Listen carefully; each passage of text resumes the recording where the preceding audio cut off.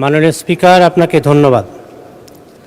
আমি মোহাম্মদ আব্দুল বারী সর্দার ৫৫ রাজশাহী ৪ সংসদ সদস্য প্রস্তাব করিতেছি যে বাস্তবায়ন, পরিবীক্ষণ ও মূল্যায়ন বিভাগ সম্পর্কিত সরকারি নীতি সম্পর্কে আলোচনা উত্থাপন কল্পে হিসাবের খাত ১১৫ বাস্তবায়ন, পরিবীক্ষণ ও মূল্যায়ন বিভাগ শিরোনামাধীন ১৩ নম্বর দাবি হ্রাস করিয়া ১ টাকা করা হোক।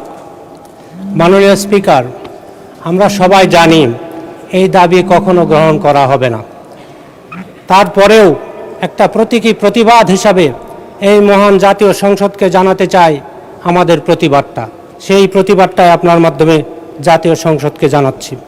মাননীয় স্পিকার, আমরা সবাই অবগত আছি বাস্তবায়ন, পর্যবেক্ষণ ও মূল্যায়ন বিভাগের মূল দায়িত্ব হল সরকারের উন্নয়ন প্রকল্পসমূহ যথাসময়ে সঠিক ব্যয়ে ও কাঙ্ক্ষিত মানে বাস্তবায়িত হচ্ছে কিনা তা দেখা।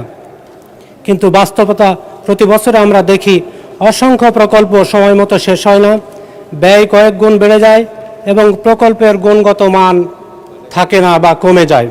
তাই আমার পক্ষ থেকে কয়েকটা প্রস্তাবনা প্রকল্প বাস্তবায়নে বিলম্বের ক্ষেত্রে প্রকৃত কারণ চিহ্নিত করে দোষীদের জবাবদিহিতার আওতায় আনতে হবে। প্রস্তাব ২, প্রকল্পের ব্যয় বৃদ্ধি ও বারবার সংশোধনের প্রবণতা কঠোরভাবে নিয়ন্ত্রণ করতে হবে।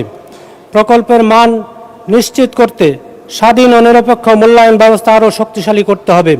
পরিবীক্ষণ প্রতিবেদনের গুরুত্বপূর্ণ অংশ জনগণের কাছে উন্মুক্ত করতে হবে যাতে স্বচ্ছতা ও জবাবদিহিতা বৃদ্ধি পায়। এই বিভাগের কার্যকারিতা আরও বৃদ্ধি এবং জবাবদিহিতা নিশ্চিত ও জনগণের অর্থ অপচয় রোধে কার্যকর পদক্ষেপ গ্রহণ করার জন্য বিনয়ের সাথে অনুরোধ জানাচ্ছি।